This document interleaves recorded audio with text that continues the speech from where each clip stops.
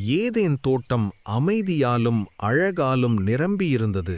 தேவன் மனிதனை அங்கே வைத்து அவனோடு நேரடியாக பேசும் உறவை அளித்திருந்தார். பாம்பானது சகல மிருகங்களைக் காட்டிலும் தந்திரமுள்ளதாயிருந்தது. அந்த தோட்டத்தில் ஒரு நாள் பாம்பு ஏவாளிடம் மெதுவாக பேச ஆரம்பித்தது. தேவன் உண்மையிலேயே இதை சாப்பிடக் கூடாது என்று சொன்னாரா என்று சந்தேகத்தை விதைத்தது. ஏவாள் அந்த மரத்தை பார்த்தாள். அது கண்களுக்கு இனிமையாகவும் அறிவைத் தரக்கூடியதாகவும் தோன்றியது. ஒரு கண நேரத்தில் தேவனுடைய வார்த்தையை விட பாம்பின் வார்த்தை அவள் மனதில் வலிமையாக ஒலித்தது.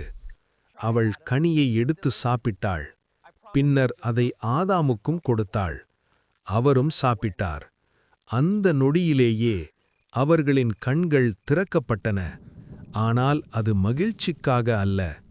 வெட்கம், பயம், குற்ற உணர்வு மனிதனின் இதயத்தில் முதன்முறையாக நுழைந்தது.